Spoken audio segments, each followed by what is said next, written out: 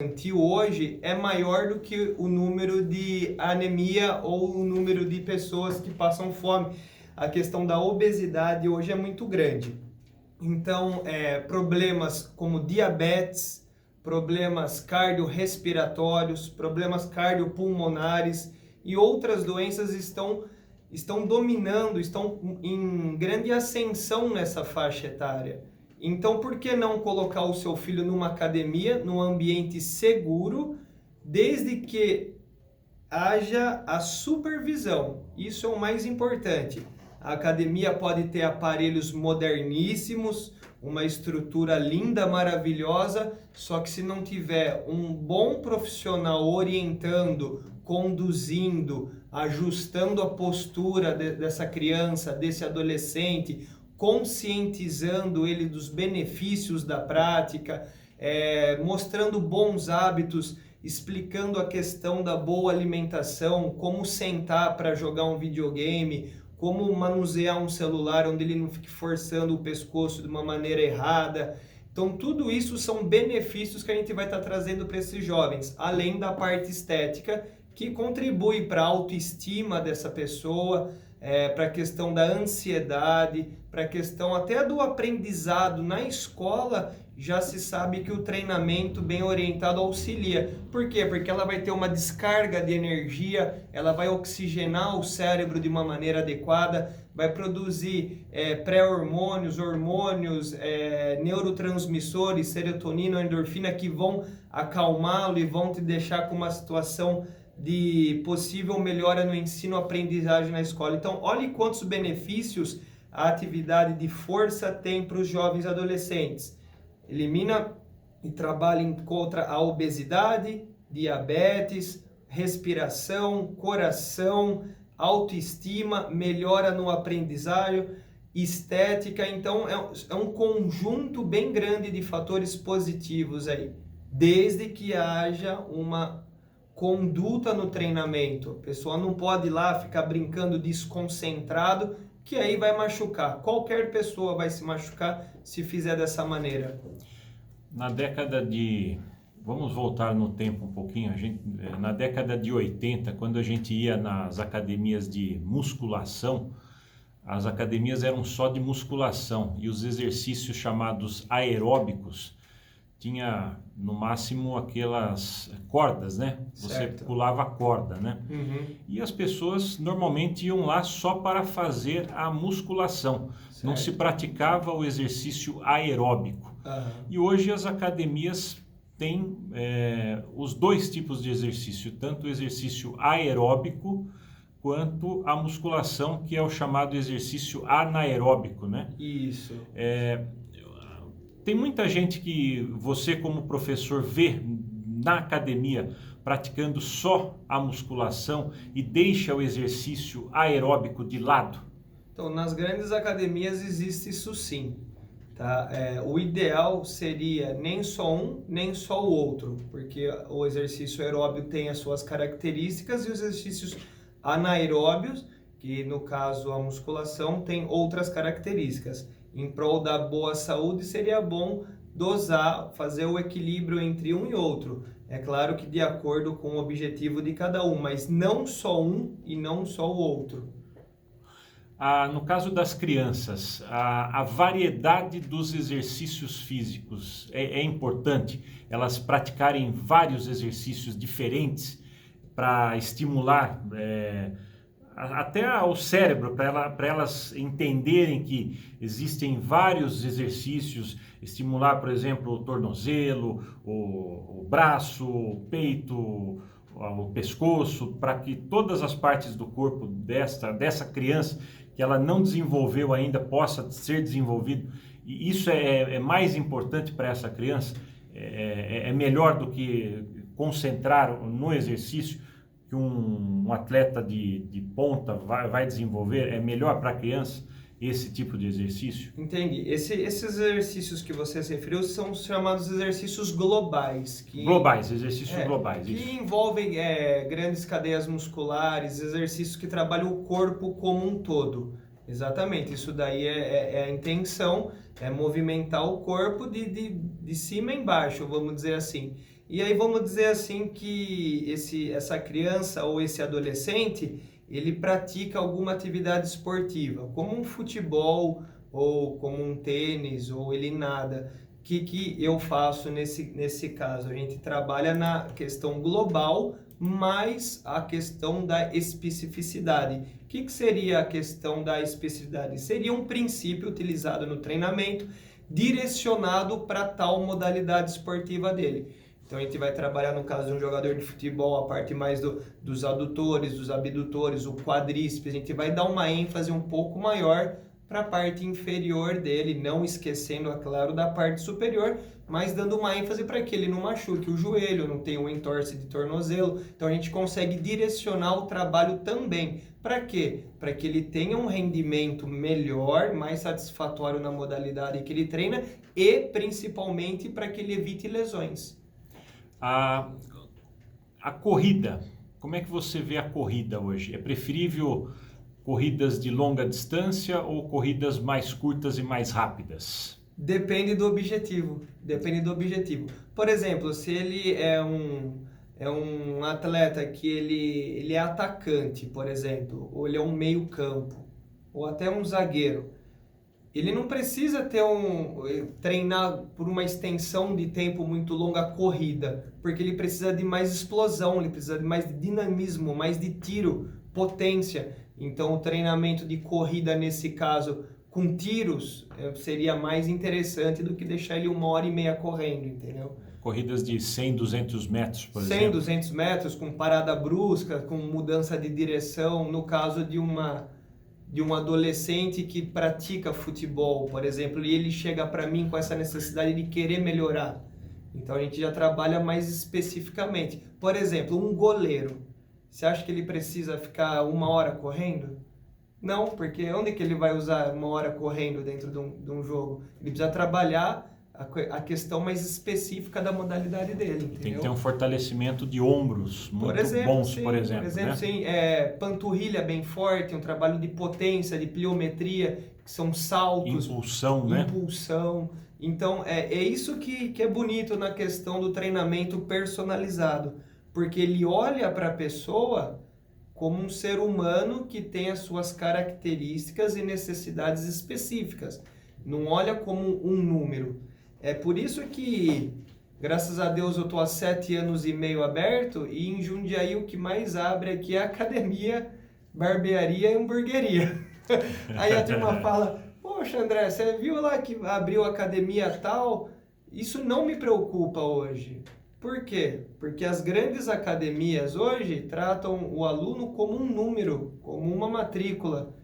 Então, ele mal recebe uma atenção, uma supervisão, um bom dia, uma boa tarde, como você tá? Ficou bem do treino anterior? E aquela dorzinha no joelho que você estava, tá melhor? Não existe isso numa academia que tem 500, 1.000, 1.500, 2.000 alunos. Você é mais um ali dentro.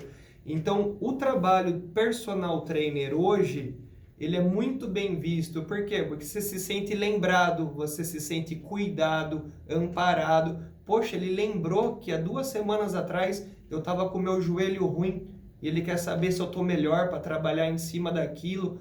Então, hoje, o treinamento personalizado ele está muito forte. E esse público de adolescentes é um público que eu trabalho com todas as idades. Hoje, eu começo a dar aula para 12 anos e vou até 80. Hoje, o nosso bate-papo aqui está mais direcionado para esse público jovem, que é um público que eu gosto muito. Por quê? Porque é um público que precisa de um olhar, precisa de uma atenção, precisa de movimento. Hoje, os pais trabalham muito e, às vezes, suprem essa carência com a questão financeira, não sabe como que anda a parte psicológica do filho, como que ele está fisicamente, emocionalmente, pessoalmente. Então, esse contato com o ser humano, com o jovem, é importante, além dos benefícios da prática. Essa utilização desregrada do celular, esse pescoço que fica muito tempo para baixo, Isso daí influencia bastante na postura das pessoas hoje em dia, do jovem principalmente? Muito, muito. A lombalgia, que é a dor lombar, até então ela era considerada a dor mais evidente da coluna. De uns anos para cá, o que está ganhando espaço, né, na cadeia de dores da coluna é a cervicalgia. Por quê? Por causa do abençoado do mau uso do celular. Porque são horas. Se você se a gente pudesse cronometrar todos os momentos do dia que a gente olha no celular, algumas pessoas vai dar 15 minutos, meia hora, e muitas crianças vai dar 2, 3, 4 horas por dia numa postura inadequada, causando desvio, protusão, futuramente hérnia de disco nessa região. E isso daí, infelizmente, se não for monitorado, se não for feito um trabalho de conscientização dos pais, dos professores de educação física na escola, infelizmente vai atrapalhar muito. Vai ser bom para ortopedista, fisioterapeuta e acupunturista. A restrição para a prática de atividade física para as meninas, aquela questão, por exemplo, da menstruação das meninas, há essa restrição da prática de atividade, no caso da musculação para as meninas? Não existe isso, e estudos apontam que meninas que começam a fazer treinamento resistido, elas reduzem significativamente a possibilidade de desenvolverem osteoporose na vida futura. Então, apenas benefícios para a prática de treinamento de força para todas as idades. Mesmo porque, veja bem, quando a criança lá tem 5, 6 anos, o que ela brinca? Ela brinca de cabo de guerra, ela vai no parquinho, ela brinca no trepa-trepa, aquele que põe as mãos no chão e o outro amigo segura as pernas, a carriolinha e planta a bananeira. Ela consegue fazer as mesmas coisas que os meninos fazem, exatamente. Não é isso? Então tudo isso é trabalho de força, tudo isso é uma tração, é resistência. Ai, vai atrapalhar o crescimento. Cadê os trabalhos, cadê os artigos científicos que mostram isso? Não existe, é mito que já caiu por terra. Eu me formei educador físico em 2005, há 14 anos, e o meu TCC foi justamente esse bate-papo nosso. Há 14 anos atrás já se sabia, antes disso já era provado através de muitos estudos dos benefícios do treinamento de força para criança, para adolescente, e nenhum trabalho apontando malefícios. Os malefícios são, como eu disse anteriormente, exercício feito de maneira errada. Vai prejudicar o adulto, o idoso e o jovem. Exercício tem que ser feito supervisionado, bem orientado.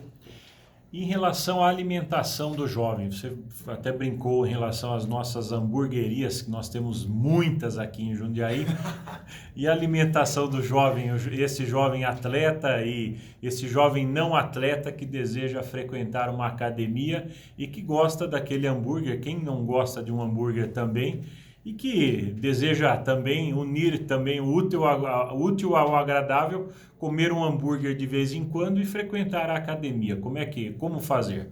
Eu como, você deve comer, todos nós comemos. Só os vegetarianos que não comem o belo hambúrguer de carne, né? Exato. Eles comem os deles lá, mas acontece o seguinte, tudo parte do equilíbrio. Tá? Eu sou educador físico e acupunturista. Eu não invado a área dos meus colegas nutricionistas. Por quê? Porque eu acho uma falta de respeito. Eu jamais vou prescrever uma alimentação para alguém, um cardápio. O que eu faço? Eu indico colegas meus da área da nutrição para que eles possam fazer todo um acompanhamento. E realmente os resultados aparecem quando a alimentação equilibrada e a atividade física são unidos, tá? Então, da mesma maneira que eu não gosto quando um aluno meu chega com um receituário médico com exercícios que ele deve fazer, porque não cabe a um médico prescrever exercício físico. O médico ele entende de doenças, quem entende de exercício físico é educador físico. Então, invadir a área de outros profissionais, eu acho extremamente antiético. Então, nutricionista prescreve alimentação. Eu prescrevo exercício e faço acupuntura. A gente pode, é claro, eu faço isso, eu dou alguns toques. Enquanto não marca a consulta com o nutricionista, eu dou algumas orientações. Isso é legal de você comer, isso aqui não é interessante. A proteína é um nutriente que vai reconstruir o músculo que a gente lesa no treino. Então eu falo pro meu menino lá, é interessante você comer 2 ovos depois do treino, mas marque a consulta com o nutricionista. Enquanto não chega esse momento, eu dou algumas dicas, uma supervisão, mesmo porque nós temos nutrição na Faculdade de Educação Física, mas eu pegar um papel para escrever, coma isso, não devemos fazer nós, educador físico. Então, para a gente fechar, André, eu queria agradecer desde já a sua presença aqui na Rádio Cidade.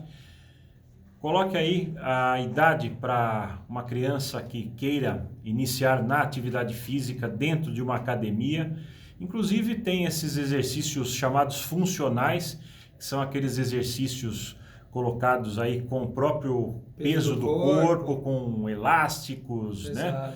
Que são colocados, que inclusive são muito bons, né? Muito excelentes também para o corpo, né? Como você disse, a própria criança ela já começa fazendo o exercício com o próprio peso do corpo. Desde que nasce, por que não fazer ao longo da vida e depois começa com os pesos extras, e essa criança depois entra em uma academia fazendo a musculação. Coloca então, deixa claro aí a idade para que uma criança possa entrar em uma academia e que possa fazer esse exercício com peso sem qualquer tipo de problema. Então vamos lá. Menino ou menina? Então vamos lá. Meninos e meninas não tem essa diferenciação de idade. O que existe são normas internas de academias. Então eu posso falar aqui que não existe idade mínima para começar. Pode começar com 5, 6 anos. Aí você vai à academia ali do seu bairro e quer matricular o seu filho. O cara vai falar, não. Por quê? Por uma questão interna deles. O que acontece? Para você dar aula para os jovens, você precisa dedicar uma atenção especial. E o que às vezes acaba acontecendo é eles não terem a maturidade psicológica para estarem numa rotina de treino. Então, eu atendo a partir de 12 anos de idade. Por quê? Porque já é uma idade que eu consigo olhar para os olhos desse adolescente, desse jovem, e explicar, e ele entender de uma maneira que ele se comporte, vamos dizer assim. Então, poderia com 6 anos? Poderia. Poderia com 10? Poderia. Mas por uma normatização do meu espaço, eu começo a trabalhar com 12 anos de idade, justamente para não ficar um grupo muito disforme. Eu atendo no máximo 4 alunos por vez. Então não é legal, de repente, um menino de 17 tá treinando com uma menina de 8, porque são estilos até de linguagem que eu tenho que utilizar diferentes. Então não existe essa diferenciação de idade, porém no meu espaço eu inicio com 12 anos. André, muito obrigado então, parabéns aí pelo seu trabalho, um ótimo dia para você. Agradeço, obrigado. André Carrion, personal trainer, ele falou ao Jornalismo da Cidade. Sua visão merece o